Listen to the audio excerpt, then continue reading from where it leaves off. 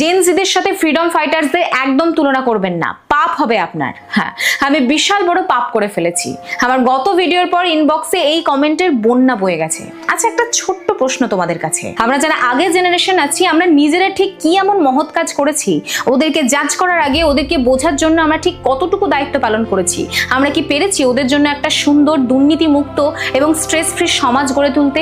একেবারেই না, বরং আমরা ওদের হাতে ধরিয়ে দিয়েছি একটা বেকারত্বে ভরা, চরম প্রতিযোগিতামূলক এবং সোশ্যাল মিডিয়ার ইঁদুর দৌড়ে আটকে পড়া একটা পৃথিবী। যুগ বদলেছে। আমরা যদি ভাবি আজকের ছেলেমেয়েরা আমাদের সময়ের মতো করে বাঁচবে, ওরা সারাদিন ফোন ঘাঁটবে না, টেকনোলজি বা এআই থেকে দূরে থাকবে এবং ইন্টারনেটের যুগে দাঁড়িয়ে ওরা 90 দশকের নিয়মে চলবে, তাহলে সেটা আমাদের সবচেয়ে বড় বোকামি। সত্যি কথাটা কোনো রাগঢাক ছাড়াই বলছি, আজকের জেনজিদের ফ্যাশন সেন্স, কনফিডেন্স এবং প্রেজেন্টেশন আমাদের চেয়ে লাখো গুণে ভালো। নতুন প্রজন্মের প্রতি পুরনো প্রজন্মের এই যে অন্ধ রাগ বা অবজ্ঞা, এটা কিন্তু আজকের নয়। ইতিহাস ঘাটলে দেখতে পাবে নতুন যুগে ভয় পাওয়ার এই রোগটা হাজার হাজার বছর ধরে চলে আসছে। প্রাচীন গ্রীসের যুগেও লেখা হয়েছিল আজকের প্রজন্ম শুধু আয়েশ ভালোবাসে, এদের গুরুজনদের প্রতি কোনো সম্মান নেই, এরা কোনো কাজই পারে না। আমাদের ভারতের ইতিহাস দিকেই তাকাও। মাস্টারদা সূর্য সেনের নেতৃত্বে যখন চট্টগ্রাম অস্ত্রাগার লুণ্ঠন হচ্ছে, তখন সেই দলে কারা ছিল জানো?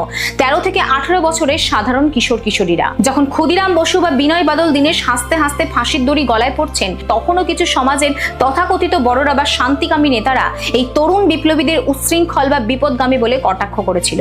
আসলে বয়স্ক সমাজ সবসময় এই যুব সমাজের এই স্পর্ধাকে বা এই নতুনত্বকে ভয় পেয়েছে।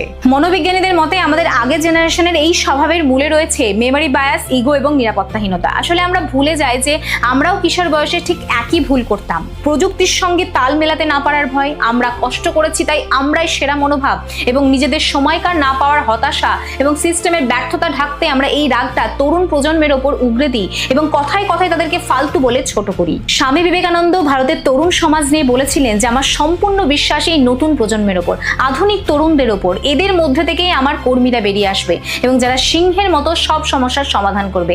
তিনি বলেননি যে আমাকে একদল সমালোচক দাও। একটা দেশের যুব সমাজকে কথায় কথায় ছোট করে আমরা আসলে নিজেদেরই ব্যর্থতা ঢাকার চেষ্টা করছি।